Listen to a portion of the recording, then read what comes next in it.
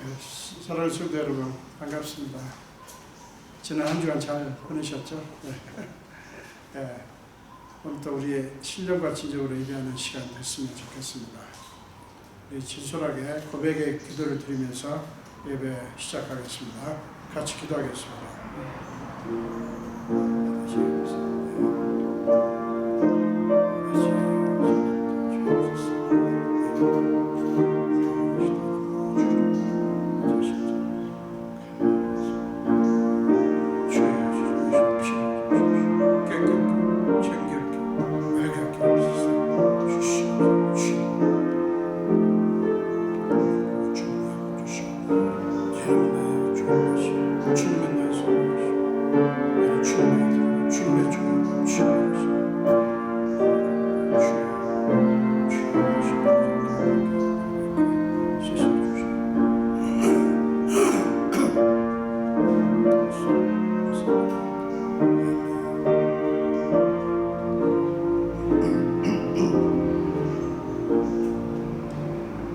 하나님의 용서의 말씀을 들으시기 바랍니다.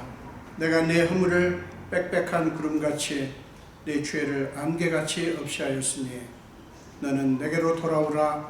내가 너를 구속하였습니다. 아멘. 사도신경으로 신앙을 고백하겠습니다.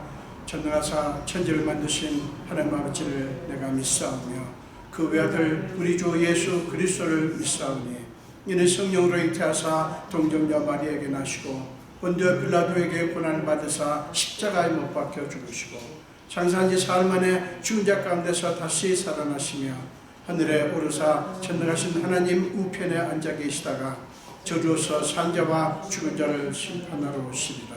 성령을 믿사오며 거룩한 공예와 성도가 서로 교통하는 것과 죄를 사하여 주시는 것과 몸이 다시 사는 것과 영원히 사는 것을 믿사옵나이다. 아멘. 우리 찬송하시겠습니다. 새 찬송가 298장이고요. 통일 찬송가 35장입니다.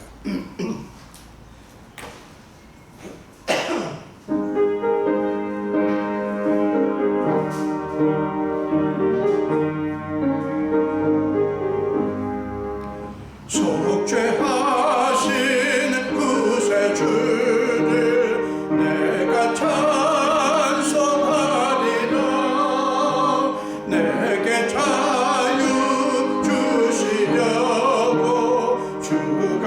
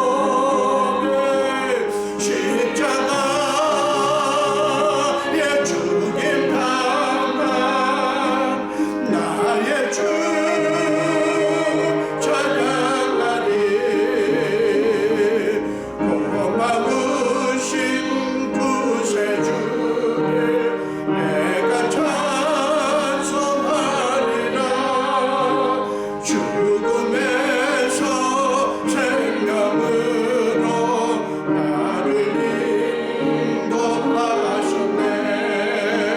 그 신사랑 찬양하리.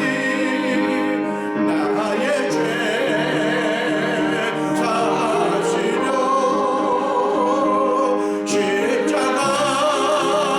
십자가에 죽임 받아 나의 주 찬양하리. 아멘.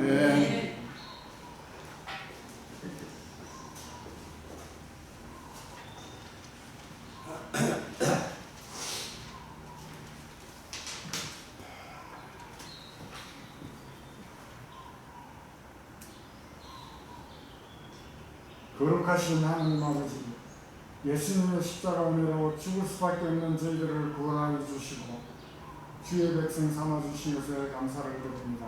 아멘. 주님께서 베풀어 주시는 은혜를 누리며 평안히 살게 하시다가 오늘 격한 주일을 맞이하여 예배하는 복된 자리로 불러주신 것에 감사를 드립니다. 아멘. 이 시간 예배하는 저희들의 마음을 온전히 주관하셔서 창조주 하나님께만 영광 돌리는 은혜의 시간이 되게 하여 주시옵소서. 주님께서는 저희에게 각별한 은혜와 사랑으로 보살펴 주셨건만 저희는 주님의 귀한 사랑을 깨닫지 못하고 오히려 주님을 외면하는 삶을 살아가고 있음을 고백합니다. 성령님의 깨끗한 영으로 지켜주셔서 주님의 자녀다운 삶을 살아갈 수 있도록 지혜를 더하여 주시옵소서. 주님의 피값으로 이곳에 우리 교회를 세워주시고 인도하시는 주님, 우리 교회를 지켜주시고 이끌어주시며 감사와 찬송을 드립니다. 주님께서 친명으로 세워주신 귀한 제단이오니 주님 말씀 안에 살아있는 교회가 되게 하여 주옵시고 이 제단을 통하여 주님 앞에 나온 성도들이 믿음과 소망과 사랑이 충만하여 위로는 하나님을 경외하고 아래로는 이웃과 형제를 사랑하는 아름다운 교회가 되게 하시며 일어나 빛을 발하는 교회가 되게 하여 주시옵소서. 하나님께서 귀하게 들어쓰시는 목사님의 가정과 심령에 평강이 넘치게 하시고 성령의 능력으로 인도하여 주시옵소서. 말씀을 선포하실 때 말씀이 성령의 검이 되어서 우리의 심령과 골수를 쪼개 우리들의 마음이 하나님을 향하는 마음으로 변화되게 하여 주시옵소서. 주님께서 사랑하시는 우리 성도님들 믿음 안에서 강건케 하시고 사업장과 직장과 학업위에 늘 하나님의 은혜가 충만케 하여 주시옵소서. 지금은 시작하는 시간이오니 마치는 시간까지 오직 주님으로 임재하셔서 빈손 들고 나온 모든 성도들에게 한량없는 축복 내려 주시옵소서. 예배의 시험을 주님께 맡겨오며 모든 말씀 예수 그리스도 이름 받들어 기도드립니다.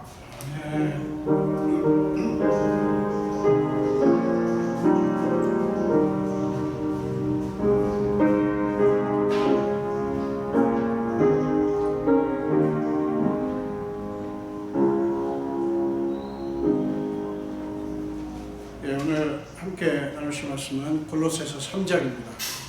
골로새서 3장 18절에서 25절까지입니다. 골로새서 3장 18절에서 25절까지요. 우리 한 목소리로 같이 읽겠습니다. 아내들아 남편에게 복종하라. 이는 주 안에서 마땅하니라. 남편들아 아내를 사랑하며 괴롭게 하지 말라. 자녀들아 모든 일에 부모에게 순종하라. 이는 주 안에서 기쁘게 하는 것이니라. 아비들아 너희 자녀를 노엽게 하지 말지니 약심할까 함이라. 종들아 모든 일에 육신의 상전들에게 순종하되 사람을 기쁘게 하는 자와 같이 눈가림만 하지 말고 오직 주를 두려워하여 성실한 마음으로 하라. 무슨 일을 하든지 마음을 다하여 주께 하듯 하고 사람에게 하듯 하지 말라. 이는 기업의 상을 주께 받을 줄 아나니 내는 주 그리스도를 섬기느니라. 불의를 행하는 자는 불의의 보응을 받으리니 주는 사람을 외모로 취하심이 없느니라. 아멘. 네, 한 번 더 기도하겠습니다.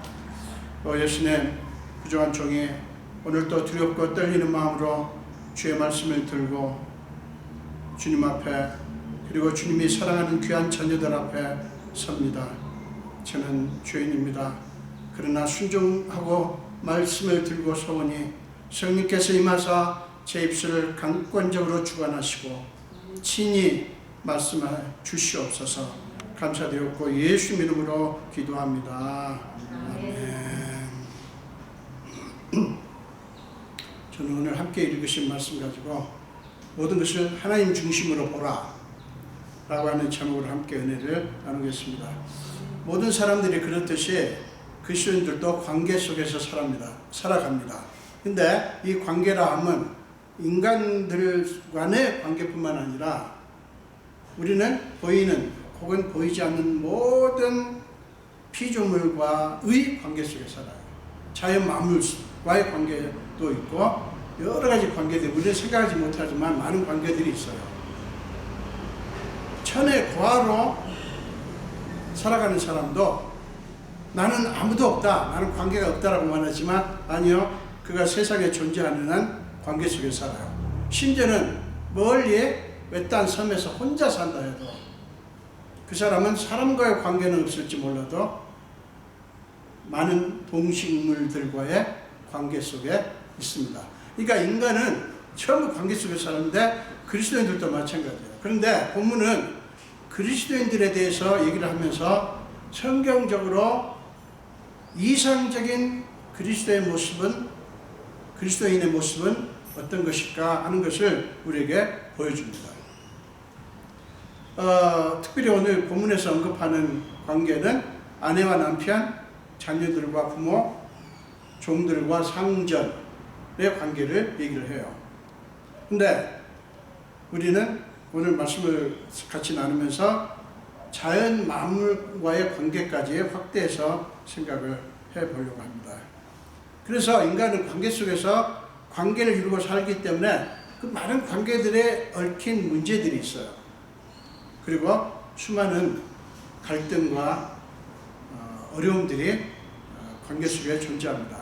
옛날과 달리 훨씬 더 복잡하게 세분화된 그런 관계망 속에서 살아가는 오늘날에는 관계 문제가 훨씬 더 다양하고 복잡해진 만큼 문제도 훨씬 더 다양하고 복잡합니다. 그래서 그리스도인들이 이 복잡해진 관계 속에서 처신한다고 하는 게 전에보다 훨씬 더 어려워진 측면이 있습니다.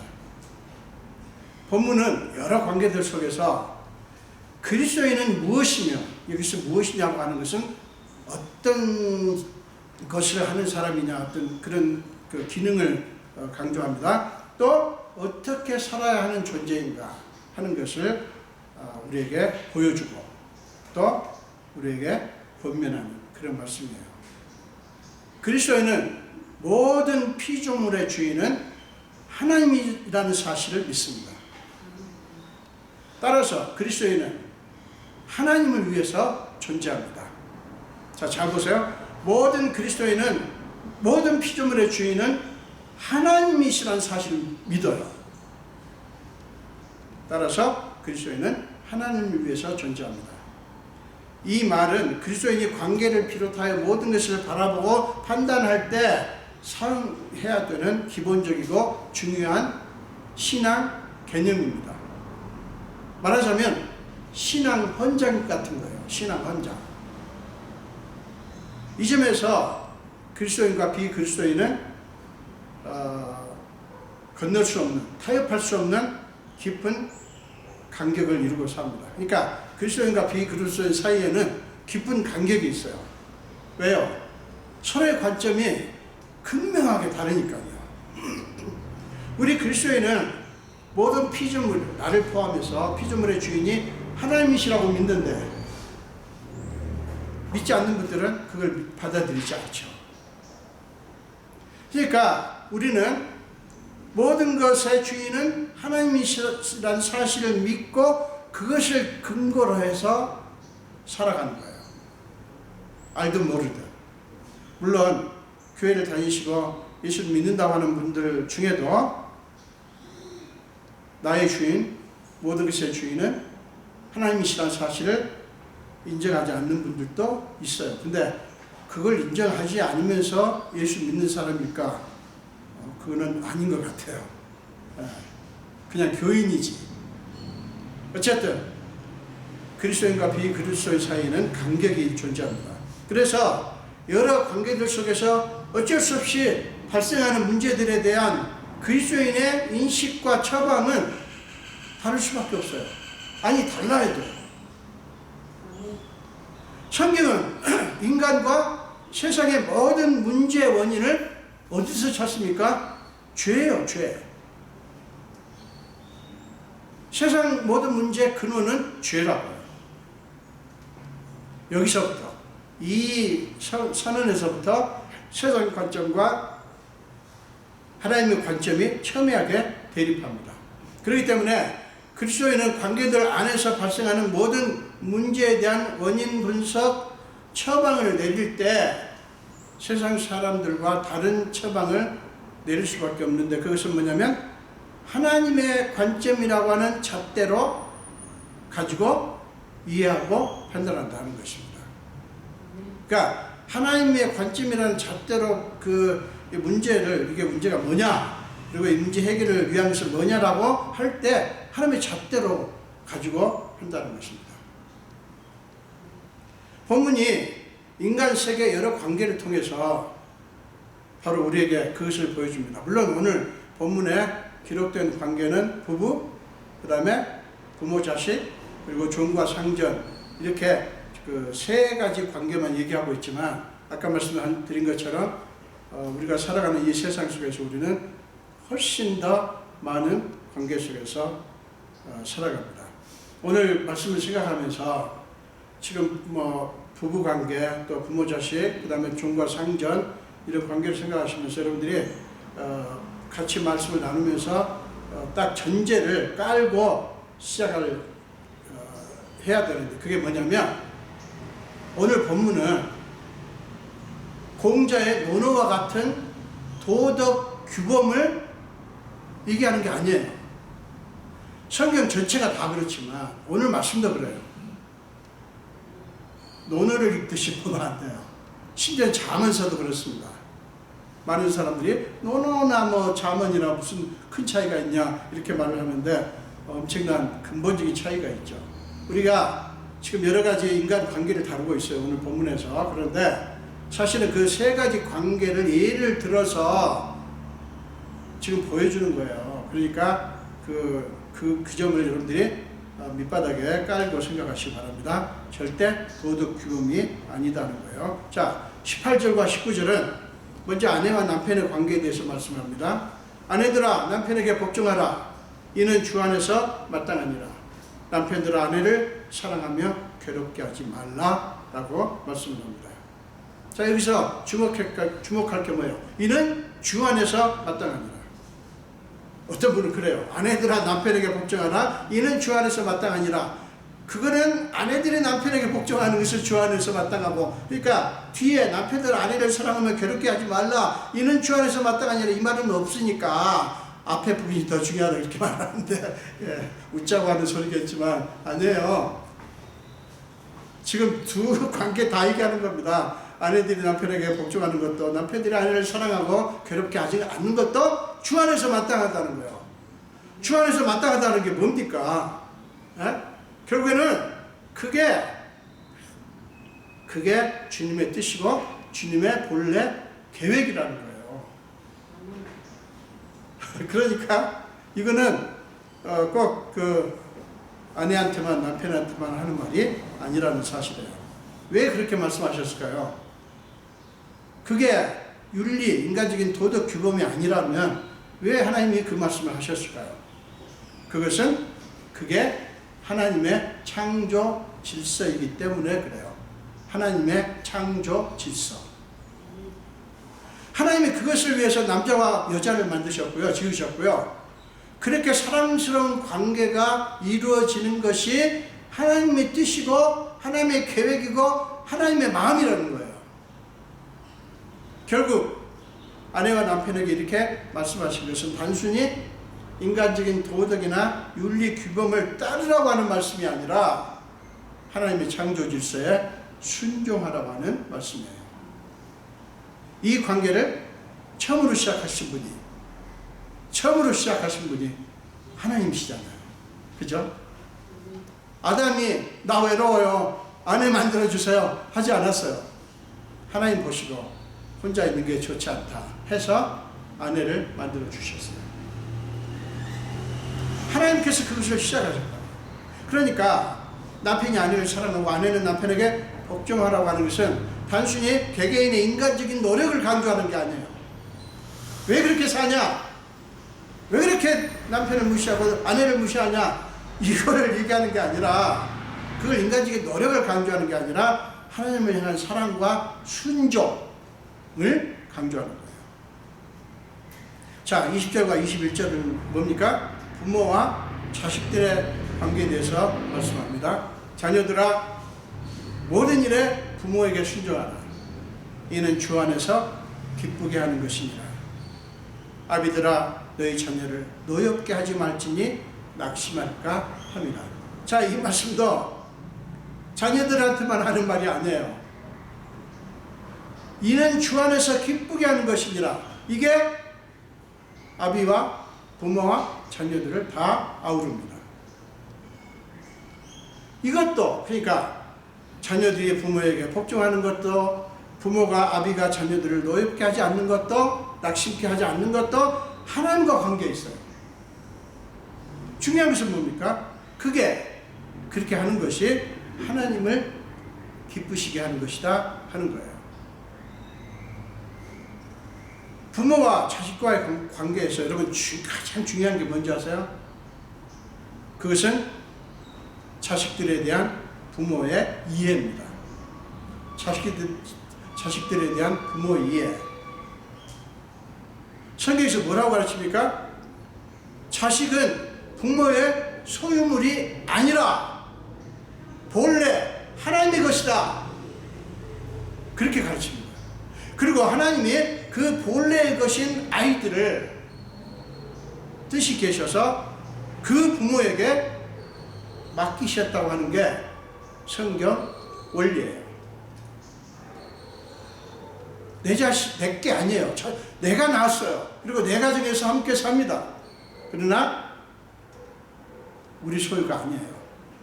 누굴까요? 하나님 소유예요. 하나님 소유. 이게 참 잘 받아들이기가 쉽지 않아요, 사실은. 저는 아이들을 위해서 기도하면서 이렇게 기도합니다. 주님, 물론 제가 낳았지만요, 원천적으로 내 자식 아닙니다. 하나님 것입니다. 내 거 아닙니다. 하나님 것입니다. 저는 먼저 그렇게 시작합니다. 이 아이도 하나님 것입니다. 가람이도 에람이도 기웅이도 보람이도 하나님 것입니다. 하나님의 소유를 인정하고 하나님 것이라고 선포하니까요, 마음이 얼마나 위로가 되는지요. 여러분은 좋은 신부모시라고 믿습니다만 저는 좋은 아빠가 아니라서 늘 마음이 한쪽에 아픔이 있거든요. 그러나 제가 하나님, 제가 낳았지만 주님 것입니다 라고 맡기니까 조금은 위로가 됩니다. 그럼에도 불구하고 좀 어려운 부분이 있긴 합니다만은 여러분, 우리가 부모나 자식이나 부모가 자식을, 자식이 부모를 대하는 그 모든 것에서 우리는 그 점을 생각해야 돼요. 부모가 자식을 볼 때는 하나님께서 내게 맡기셨다. 원래 하나님 것이다. 라는 생각을 놓치지 않아야 되는 거죠.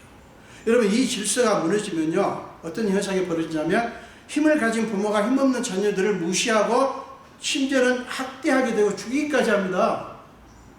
엄청난 무시무시한 일들이 오늘날 일어나지 않습니까? 그리고 자식들은요, 부모에게 불순종하고 부모의 속을 썩이는 그런 결과를 낳게 되는 거예요. 그러면 또 이렇게 말했어요. 자식이 부모에게 속 썩이는 그 집안은 부모가 오죽했으면 그럴까? 여러분, 그렇게 생각하지 마세요. 그럴 수 있어요. 그러나 또 다른 이유가 있을 수 있어요. 그러니까 우리가 함부로 말하지 말자는 겁니다. 자, 여러분, 이 질서가 왜 중요하냐면 하나님이 세우신 질서이기 때문에 그래요. 그러니까 이게 깨진다고 하는 것은 하나님의 질서가 깨지고 무너지는 것을 의미하는 것입니다. 그것은 비단 그 가정만의 문제가 아니라 그 가정이 속한 사회 질서가 무너지는 것이고요. 그것은 무엇보다도 하나님께 엄청난 고통이고 슬픔이 됩니다. 여러분, 하나님이 우리의 질서가, 우리의 관계가 깨어지고 우리한테 아픔이 있고 이 세상이 어지럽고 혼란스러운 거, 여러분, 하나님께서 여러분 어떻게 보시냐면 여러분 속상하죠. 그런 걸 보면서 속이 상하고 화도 나고 하지 않습니까? 여러분, 하나님은 더 하십니다. 하나님이 이 세상을 바라보시면서, 특별히 하나님의 자녀가 어떻게 사는가 하는 것을 바라보면서 그 삶의 어떤 겉으로 드러난 그 모습이 아니라 그렇게 살 수밖에 없는 그 사람의 내면의 고통을 보시면서 하나님은 우신다고요. 하나님은 속이 터져요. 여러분, 그거를 항상 염두에 두시기를 바랍니다. 왜냐하면요, 그 가정도 사회도 하나님이 세우셨어요. 하나님이 만드셨어요. 따라서 그 사회 질서가 무너지는 것은 하나님의 뜻이 무너지는 거예요. 그런 의미에서 부부와 부모 자식이라든가 그런 가족 관계는, 그러니까 부부 그리고 부모 자식, 이게 가족 관계잖아요. 이거는 사회 여러 관계망 중에서 가장 작은 단위예요. 그렇지만 가장 기본적인 단위죠. 근데 이게 건강한 게 사회 건강에 엄청난 영향을 미칩니다.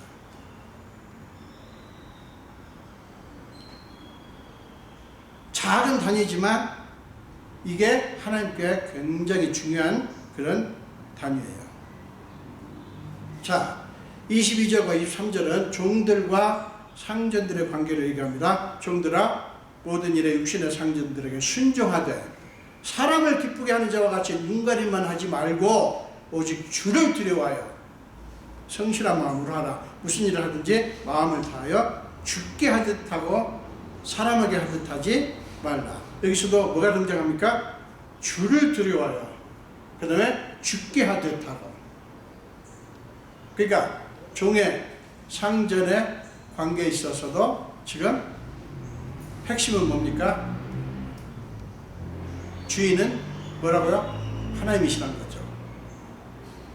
상전과 종의 관계는 오늘날 주인과 종업원의 관계하고는 판이하게 다르죠. 왜 그렇습니까? 그 종과 상전의 관계 안에는 강제성이 작용하기 때문에 그래요. 오늘날에야 상전과 종의 관계는 거의 없다고 봐야죠. 뭐 전혀 없다고 할 수는 없어요. 없다고 봐도 무방하지 않을까 싶은데, 어쨌든 그러나 종과 상전 관계 같은 그런 압박과 억압이 있는 관계가 있는 건 사실이잖아요. 그죠? 근데 이것을 어떻게 이해하느냐? 종은 어떻게 이해하고 상전은 또 어떻게 이해해야 되느냐? 근데 여러분, 이거 굉장히 어려운 거예요. 종과 상전의 관계. 여러분, 종이 상전을 섬기게 되는 이런 상황에는 여러 가지 이유들이 있을 수 있죠. 빚을 갚기 위해서 뭐 어쩔 수 없이 그렇게 됐다든가. 저 어렸을 때요, 초등학교 때 한 1학년쯤 됐는지, 제가 어렸어도 너무 아픈 사연이기 때문에 기억이 나요. 제 친구가 어느 집으로 갑자기 굉장히 가난했는데, 뭐 우리 집도 가난했지만 우리 집보다 훨씬 더 가난해가지고요, 세상에 정말 힘들게 사는데, 그 아들을, 그 하나만 있는 아들이 아니죠, 물론. 아들을 딴 집에 보내더라고요. 되게 가슴이 아팠어요. 다른 지역으로 가는 거예요. 나중에 알고 봤더니 이 집이 어마어마한 빚이 있는 거예요. 그 간 집에. 그러니까 이 아이로 갚는 거예요. 이 아이를 주어서. 그러니까 뭐 진짜로 입양을 시켰는지 그건 모르겠고요. 어쨌든 세상에 20세기에도 그런 일이 있었어요. 뭐 오늘날에 억울하게 뭐 전쟁을 해가지고 뭐 사로잡아 와가지고 종을 시키는 그런 일은 없지만 어쨌든 여러 가지 사연들이 있을 수 있죠. 근데 종이라 하면 벌써 느낌이 오죠. 뭐예요? 자기 자발적인 의사가 없어요. 그러니까 당연히 맡겨진 일들을 성실하고 열심히 하고 싶을 리가 없죠. 그렇지 않습니까? 대충 눈가림만 하고 그렇게 하게 되는 거죠. 심지어는 그 일에 대한 품삯을 받고 일하는데도 대충 하지 않습니까? 여러분 사업을 하면서 여러분 종업원들을 보면 어떤 종업원은 자기 일처럼 하는 사람도 있지만 더 많은 경우에 그냥 시간 때우기만 하는 일들이 많죠. 근데 성경은 어떻게 가르칩니까? 그 일을 하게 된 연유가 무엇이 됐든 하나님의 자녀들은 그 모든 것을 하나님과의 관계 안에서 봐야 된다고 가르칩니다. 모든 것 속에서 하나님의 주권을 인정하고요. 하나님의 다스리심을 인정하라는 말씀이에요. 우리는 요셉의 모습에서 그것을 볼 수가 있어요. 요셉이 애굽의 친위대장 보디발의 집에서 종살이를 하게 된 게 그가 좋아서 원해서 선택한 것입니까? 전혀 아니잖아요. 우리가 알다시피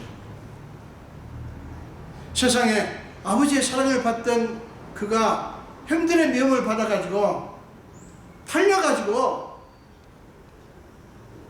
지금 억울하게 이렇게 종살이를 하게 됐는데 여러분 얼마나 분통 터질 일이었겠어요. 그런데 놀라운 것은 성경은 그런 요셉의 종살이 이야기를 다음과 같이 증언합니다. 창세기 39장 2절과 3절에서 여호와께서 요셉과 함께 하심으로 그가 형통한 자가 되어 그의 주인 애굽 사람의 집에 있으니 그의 주인이 여호와께서 그와 함께 하심을 보며 또 여호와께서 그의 범사에 형통하게 하심을 보았더라. 여러분 이것은 무엇을 가리킵니까? 이 말씀에서 우리가 주목할 것은 뭐냐면 3절이에요. 그의 주인이 누구예요? 보디발이죠. 여호와께서 그와 함께 하심을 보며 또 여호와께서 그의 범사에 형통하게 하심을 보았다라고 말씀합니다. 여러분 요셉 자신이 하나님이 자기와 함께 한다고 주장한 게 아니라 주인인 보디발이 그것을 보았다는 거예요. 그러니까 보디발이 요셉의 모습을 쭉 지켜본 후에 언젠지는 모르겠지만 요셉의 모습을 쭉 지켜봤어요. 그런 다음에 보디발이 자발적으로 어떤 생각이 떠올랐냐면 하나님이 그와 함께 하신다. 하나님이 그를 형통케 하신다. 이 사실을 확인한 거예요. 보디발이 그거를 증언하고 있는 거예요. 지금 놀랍지 않습니까? 여러분 왜 당신들이 내가 어떤 사람인지를 왜 알아주지 않냐? 왜 나를 무시하냐? 왜 나한테 이러냐? 우리 핏대를 올리고 야단법을 하지만 사실은 그럴 필요 없어요. 그럴 필요 없어요. 자 보세요. 요셉이 보디발이시여 나의 주인이시여 나는 하나님만 믿는 사람이에요. 하나님이 나와 함께 하셔요. 내가 얼마나 하나님께 기도하고 함께 있었는데요. 이렇게 주장한 게 아니에요. 그냥 요셉은 종으로서 일을 했을 뿐이에요. 그런데 보디발이 하나님 믿는 사람 아니잖아요. 그런데 보디발이 요셉을 보면서 누가 말해준 것도 아닌데 요셉이 자기가 주장한 것도 아닌데 하나님께서 요셉과 함께 하시는 것을 본 거예요. 그리고 하나님이 요셉을 형통케 하시는 것을 봤다는 거예요. 창세기 39장의 3절에 이 보디발의 이 증언은 놀랍습니다. 그 증언을 보면 우리는 요셉이 그 집에서 어떻게 행동했을까 얼마든지 알 수가 있죠. 그렇지 않습니까? 억울하게 종으로 잡혀왔잖아요. 그러면 대략 사람들이 어떻게 합니까? 눈가림만 하죠. 성실하게 할 리가 없죠. 그런데 요셉은 보디발이 보니까 요셉은 너무 다른 거예요. 이방 신을 섬기는 보디발의 눈에 그렇게 보일 정도였다면 요셉이 얼마나 성실하게 그의 삶으로 그의 섬김으로 말이 아니라 보디발을 섬겼는가 하는 것을 쉽게 알 수가 있죠. 22절에 보면, 오늘 본문의 22절에 보면 오직 주를 두려워하여 성실한 마음으로 하라. 성실한 마음으로 하는 근거가 뭐냐면 하나님이에요. 그 다음에 23절에서는 죽게 하듯 하고 사람에게 하듯 하지 말라. 여기도 주님이에요. 자, 이것을, 이 말씀을 보면서 보면 종살이를 하던 요셉의 모습이 떠오르지 않습니까? 종이 주인을 잘 섬겨야 하는 이유를 지금 설명하고 있는 거예요. 하나님 때문에. 주인을 두려워해서 억지로 하는 것이 아니라 주를 두려워해서 성실하게 하고 죽게 하듯 마음을 다하여 하라는 거예요. 여러분, 그리스도인들이 그런 사람들이라고요. 그리스도인들은 무엇이 주어지든 우리는 딱 어떤 일이 주어지면 이게 이건 내가 원하는 거야, 원하지 않는 거야, 나 이거 안 해. 어떻게 할 수밖에 없으면 그러면서 궁시렁거리면서 대충 그냥 떼어버리죠. 이건 내가 좋아하는 거야, 내가 이걸 하고 싶거든, 이거 얼마나 열심히 하겠어요. 근데 그러지 말라는 거죠. 왜요? 좋아하는 것이든 좋아하지 않는 것이든 뭐예요? 죽게 하듯 하라는 거예요. 주를 두려워하는 마음으로 하라는 것입니다. 그러니까 우리가 뭔가를 열심히 잘하는 게 어떤 윤리 도덕 규범을 이루는 것도 아니고요, 사람들한테 좋게 보이게 한 게 아니에요. 사람이 아니라 누구예요? 하나님이에요. 하나님. 그러니까 우리 그리스도인들은 모든 우리의 행위의 근거를 하나님께 두어야 되는 것이죠. 그렇습니다. 그리스도인들은 모든 것을 내 마음에 든다 안 든다가 아니라, 내가 원했다 원하지 않았다가 아니라 하나님께서 내게 맡기신 것으로 믿어야 합니다. 하나님께서 내게 맡기셨어요. 모든 것에서 하나님의 임재와 하나님의 간섭하심을 보라는 것이죠. 그것을 받아들이는 것이 믿음이고 순종입니다. 요셉이 그렇게 했어요. 여러분, 이것은 참 어려운 순종입니다. 괴로운 순종입니다. 그러나 성경은 우리에게 그렇게 하라고 말씀하셔요. 하나님이 내게 맡기셨다고 믿고,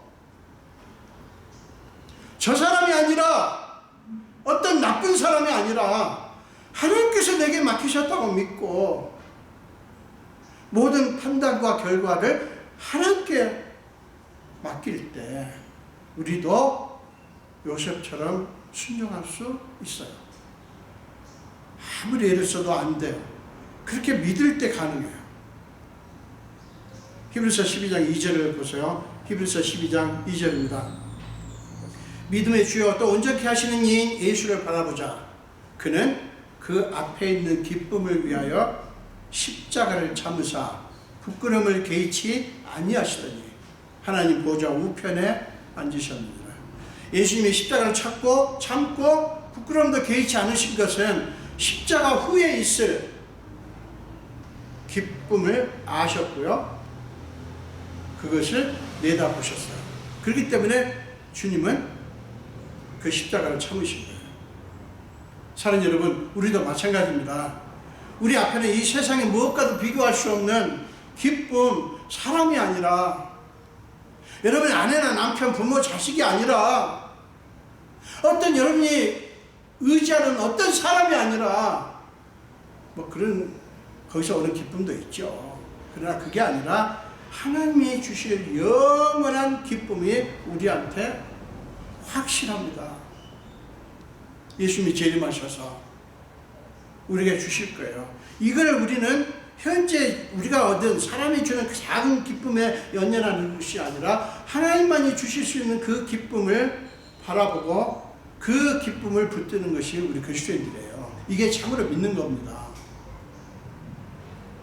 자, 여러분 기억하십시오. 우리는 무슨 일이든지 그 일을 사람 앞에서 하는 것이 아닙니다. 사람 앞에서 하는 것 같지만 사실은 하나님 앞에서 하는 것입니다. 그러면 24절 보세요. 24절. 이는 기업의 상을 주께 받을 줄 아나니 너희는 주 그리스도를 섬기느니라. 상진을 섬기느니라가 아니라 너희는 주 그리스도를 섬기느니라. 그러면서 뭐라고 하냐면 상을 주께 받는 것이다. 이 말씀을 하는 거예요. 이 말씀은 누군가를 위해서 일을 하거나 누군가를 섬기든 그것은 우리의 참으로 참된 주인이신 예수 그리스도를 섬기는 것이다 하는 거고요.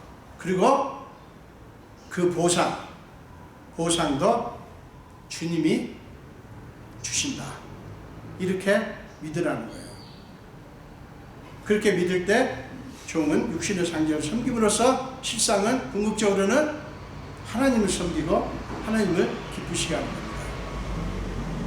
우리가 삶을 성실하게 살아내는 것도 그렇습니다. 우리는 그렇게 생각할 수 있어요. 내가 이렇게 해야 내가 밥 먹고 살기 때문에, 이렇게 해야 사업이 잘 되고 이윤이 많이 남고 돈을 벌기 때문에, 이렇게 생각하실 수 있는데 여러분 그거에서 한 단계 위로 가십시오. 그게 여러분들이 하나님을 신실하게 섬기는 것이고 하나님을 기쁘시게 하는 거예요. 그래서 학생들이 왜 공부를 열심히 해야 되냐? 그게 하나님을 기쁘시게 하는 거니까. 그게 확실하면요 공부를 대충 할 수가 없어요. 대충 할 수가 없어요. 제가 만 26세 대학을 들어갔지 않습니까? 초등학교 졸업한 후에 오랜만에 학교라는 데를 가는 거예요 지금. 와, 얼마나 감사한지요. 그래서 제가 주님, 이것은 주님 것입니다. 나는 지금 주님을 위해서 이게 합니다. 그 믿음이 안 생길 수가 없었어요. 그러니까 공부가 잘 될까요, 안 될까요? 머리 문제가 아니에요. 공부가 자연히 잘 되죠. 코피를 흘리망정 너무 열심히 하다 보니까 코피를 흘리망정 너무 기쁜 거예요. 여러분, 주님과의 관계가, 하나님과의 관계가 그렇게 중요합니다. 이렇게 믿는 게 물론 쉽지 않아요. 그런데 성경은 그렇게 말해요. 25절 보면, 오늘 본문의 25절 말씀은 불의를 행하는 자는 불의의 보응을 받으리니 주는 사람을 외모로 취하심이 없느니라. 이렇게 말씀하죠. 불의를 행한다는 거예요. 이 본문에서 불의를 행한다고 하는 게 뭡니까? 일을 할 때, 무슨 일을 할 때 눈가림만 하는 거예요. 대충 겉모양으로만 하는 거예요. 우리 종업원들이 그렇게 하는 애들이 있죠. 뭘 몰라서 그래요. 뭘 몰라요? 하나님을 위해서 한다는 사실을 모르기 때문에 그래요. 불의를 행한다고 하는 것은 눈가림만 하고 대충 하는 거고 불성실하게 하는 거예요. 우리가 삶을 성실하게 살아내는 것도 마찬가지입니다. 그게 하나님의 영광을 위한 거예요. 내가 대충 사는 것은 불의를 행하는 거예요. 참 여러분들이 이해하실 수 있을지 모르겠지만 영적으로 보면 그렇습니다. 그렇게 하는 게 하나님의 뜻을 행하는 것이고요. 그렇게 하지 않는 것은 하나님의 뜻을 어기는 거죠. 사랑하는 여러분, 우리를 포함한 모든 피조물은 오직 하나님께 속하고요. 그분에게 책임이 있습니다. 여러분이 관계를 남편, 아내, 자식, 부모 이렇게 관계를 이루고 있지만 물론 여러분의 아내, 여러분의 남편, 여러분 아내는 남편에게, 남편 아내에게, 또 부모는 자식에게, 자식은 부모에게 책임이 있어요. 그런데 궁극적으로는 모든 것이 누구 것이라고요? 하나님 것이고요.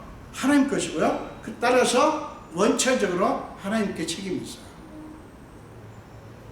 이것은 우리가 누군가를 볼 때도요, 단순히 그 사람 겉모습 보는 게 아니라 이 사람이 나한테 이익이 되냐 안 되냐 이거 보는 게 아니라 그 사람도 하나님 것이라고 보는 것입니다. 여러분, 여러분의 아내와 남편 사이, 부모 자식 간 사이에서도 그래요. 여러분들이 이 사람이 왜 나한테 이래주나 이러나 서운할 때가 많으시겠지만 여러분의 남편도 하나님 것이고요, 여러분의 남편이기잖아요, 여러분의 아내이기잖아요. 그 생각을 아주 철저하게 하시면 좀 생각이 달라집니다. 이게 뭐냐면 모든 것을 사람 중심이 아니라 예수 중심으로, 하나님 중심으로 보라는 거예요. 젊은 친구들이 이제 결혼할 때 저는 늘 그렇게 얘기합니다. 여기서는 결혼 상담할 일이 없지만 미국에서는 많이 해요. 형제님, 자매님 딱 와요. 그러면 형제님, 자매님을, 그리고 자매님을, 형제님을 물론 사랑해야 되겠지만 가장 중요한 것은 자매님은 자매님대로 하나님을 사랑하고 형제는 형제대로 하나님 사랑해야 됩니다.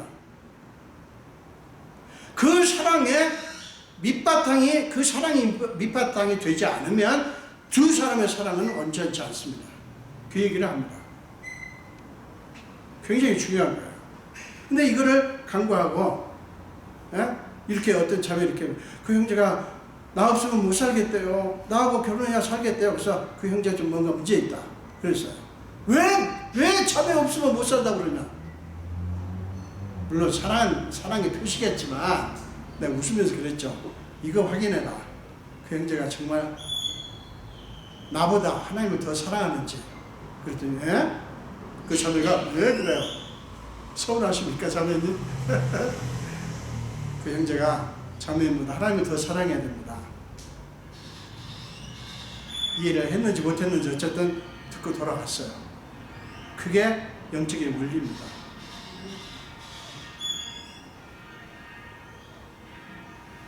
사랑하는 여러분, 우리가 모든 것을, 사람을 비롯해 모든 것을 사람 중심이 아니라 하나님 중심으로 보아야 모든 것이 바로잡힙니다.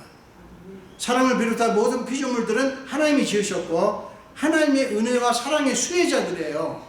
무슨 얘기입니까? 모두가 하나님의 사랑이 필요한 사람들이고 하나님의 은혜가 필요한 사람들이고 하나님께서 그들에게 그렇게 하시기를 원하시는 거예요. 이렇게 믿을 때 여러분, 우리 주변의 모든 사람들이나 상황을 어떻게 보게 됩니까?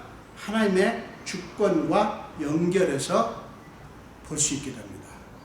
하나님의 주권과. 이게 무슨 말씀인지 아시죠? 그렇게 믿을 때 이 관계에다가 모든 것을 거는 게 아니라 이 관계가 물론 잘 돼야 되겠지만 어떻게 이 관계가 인간적으로 어떻게 되는 게가 중요한 것이 아니라 이 관계 안에서 하나님께서 하실 일이 뭘까? 이걸 생각하는 게 하나님의 주권과 연결하는 거예요. 이해하셨죠? 본문은 예수를 믿는 우리 모두에게 아내든지 남편이든지 자식이든지 부모든지 상전이든 종이든지 모두 다 하나님 중심으로 보고 이해할 것을 요구합니다. 모든 것을 하나님 중심으로 보고 이해하면 우리 자신의 잣대로 보지 않게 돼요. 그렇게 되면 그가 누구든지 아내든 남편이든 부모든 자식이든 종이든 상전이든 상관없이 나의 그 상대방을 나의 욕심을 채울 존재로 보지 않게 됩니다. 사람들이요, 암암리에 말은 그렇게 안 해도 당신은 나의 욕구 충족을 위해서 있는 사람이야. 이 마음이 있다고요. 남편은 아내한테, 아내는 남편한테, 부모는 자식한테, 자식은 부모한테 전부 다 그걸 요구하는 거예요. 여러분, 이게 문제의 근원입니다. 나 중심으로 보기 때문에, 하나님 중심으로 보지 않으니까 자꾸 이 사람과의 관계가 나한테 이익이 되냐 손해가 되냐 이걸 자꾸 따지는 거죠. 그렇게 해서 상대방이 나의 욕구를 충족시켜 주면 괜찮은데 그렇지 않으면 어떻게 됩니까? 서운하고 그게 발전해서 화를 내게 됩니다. 그게 더 커지면 어떻게 됩니까? 학대를 하게 되죠. 이게 우리의 모든 관계를 뒤틀리게 하는 핵심적인 이유예요. 그리스도 중심으로, 하나님 중심으로 모든 것을 보면 자연스럽게 피조물에게, 대상에게, 다른 사람 혹은 다른 것에 어떻게 우리가 행동해야 되는지가 답이 나와요. 왜 우리가 자연 환경을 파괴하지 않아야 됩니까? 법이 무서워서요? 벌금이니까요? 아니에요. 윤리 문제도 아니에요. 그게 하나님의 피조물이니까. 하나님을 사랑하는 거니까 그게. 제가 멕시코에서 보니까 비닐 포장지 같은 거 이런 거 될 수 있으면 안 쓰게 하는 거 참 좋은 것 같아요. 멕시코 전체가 그러는지 과달라 하나만 그러는지는 모르겠지만 어쨌든 좋은 것 같아요. 환경을 사랑해야 돼요. 하나님의 피조물이에요. 하나님께서 우리한테 맡기셨어요.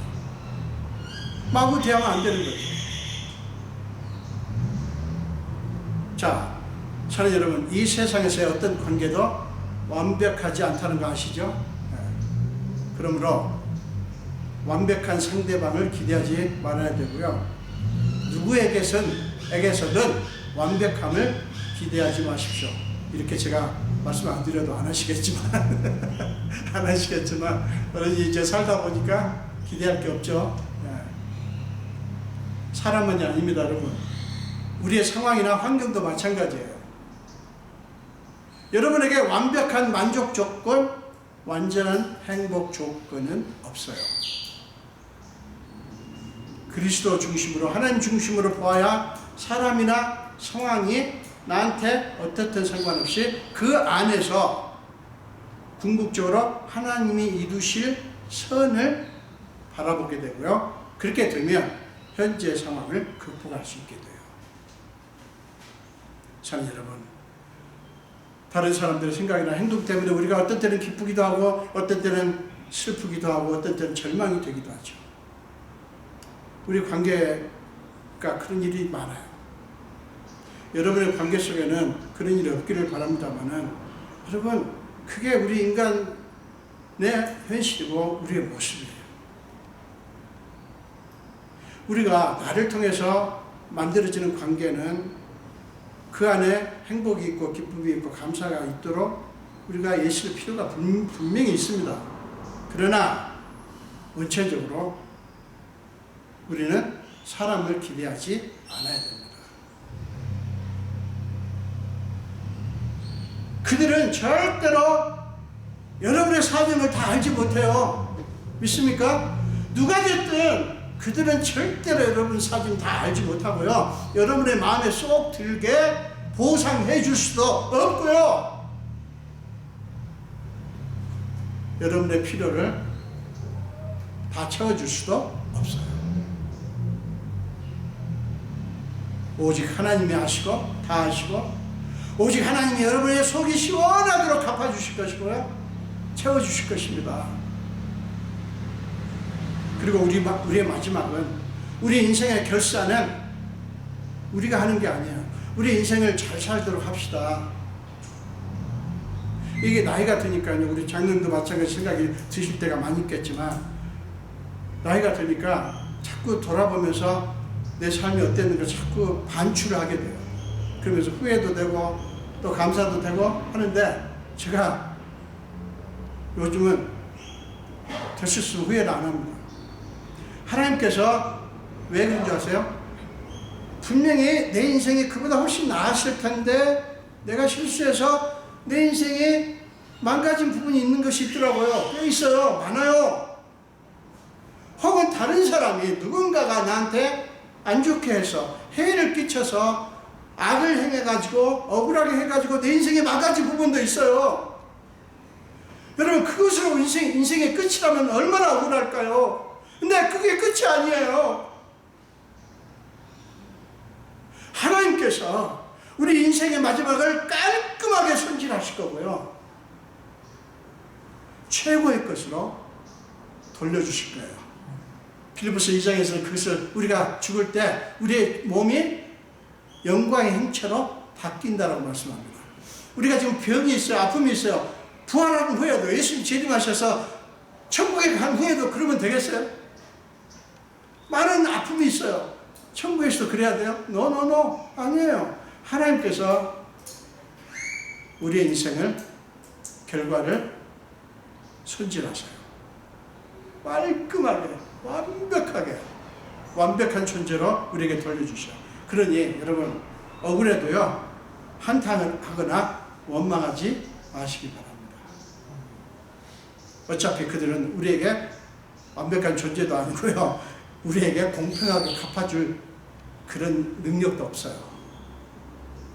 그러므로 어떤 사람을 보든지 우리의 진짜 주인이신 하나님 중심으로 보시고 그분에게만 오직 그분에게만 초점을 맞추시는 저와 여러분 되시기를 간절히 축원드립니다.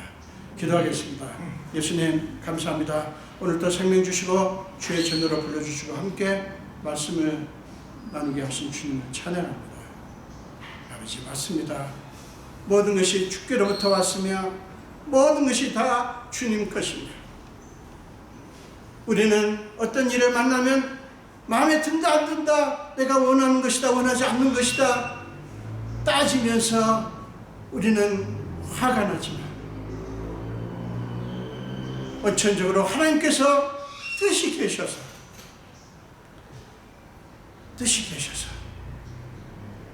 하나님께서 그 안에서 하나님이 하실 계획이 있으셔서 그 일이 있게 하셨다고 믿습니다. 아버지, 우리가 주님나라에 갈 때까지 주님 오셔서 우리를 받아주시고 우리의 모든 것을 신원해 주시고 우리의 실패도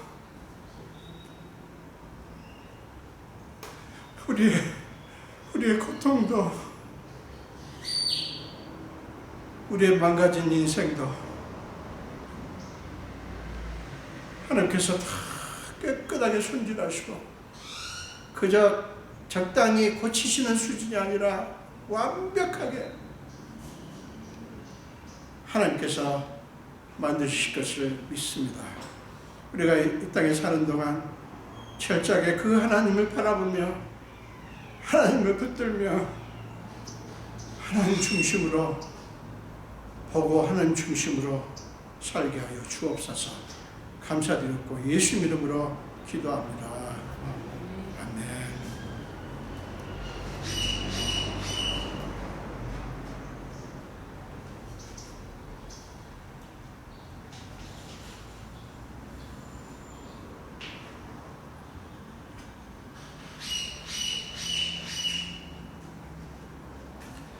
사랑합니다. 나의 예수님 찬양하시면서 예물 드리겠습니다.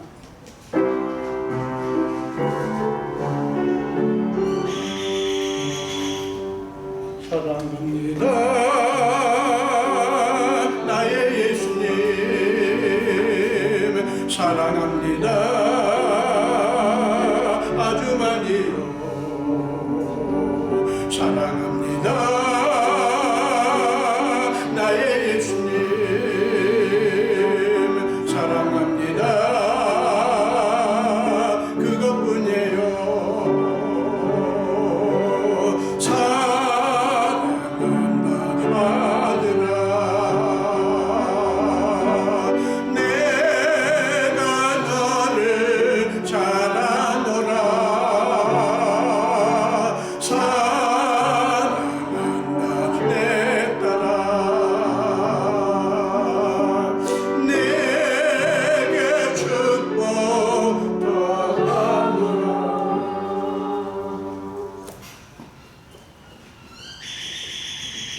기도하겠습니다. 예수님 감사합니다. 주님이 사랑하는 귀한 자녀들이 이 예물을 드렸습니다. 이 예물을 드린 저들의 모든 형편과 사정을 아시는 주님, 주님이 사랑하는 자녀들 아닙니까? 주님이 피를 위해서 피를 흘리신 생명을 주신 자녀들 아닙니까? 이들이 살아가는 세상이 만만치 않습니다. 지난 한 주간도 애써서 수고해서 겨우겨우 얼마간의 재물을 얻었습니다. 그러나 우리는 압니다. 이 모든 게 그래도 하나님의 은혜고 하나님의 사랑의 손길인 것을 압니다. 그래서 주께 이 예물을 드립니다. 이 예물을 드리는 형편을 저들의 형편과 간절한 소원을 아시는 주님, 하늘을 여시사 하나님의 성에 꽉 차게 마음껏 축복하여 주옵소서. 감사드리고 축복하며 예수 이름으로 기도합니다. 아멘.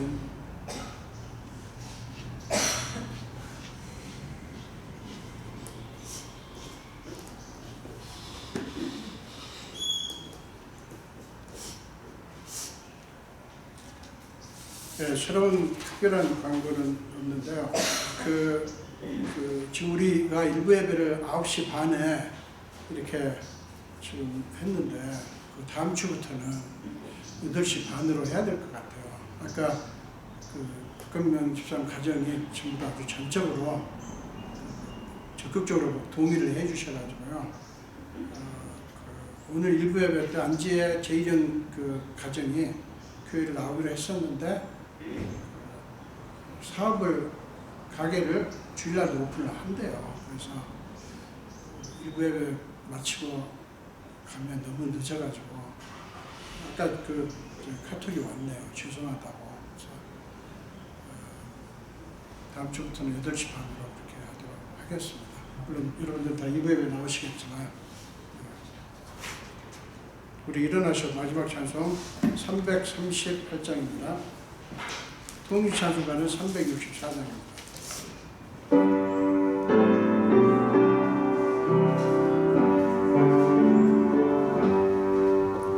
내 주를 가까이 하게 하는 십자가 짐 같은 고생이나 내 일생 소원은 늘 찬송하면서 주께 더 나아가기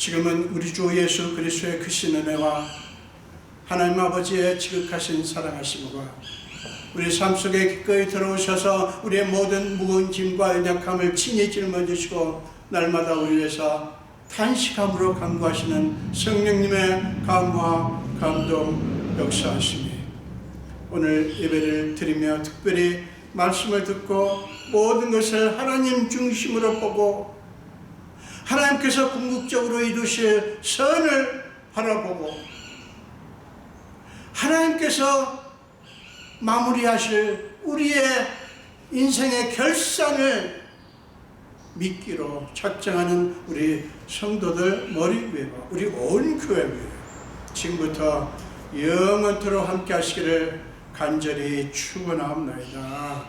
아멘.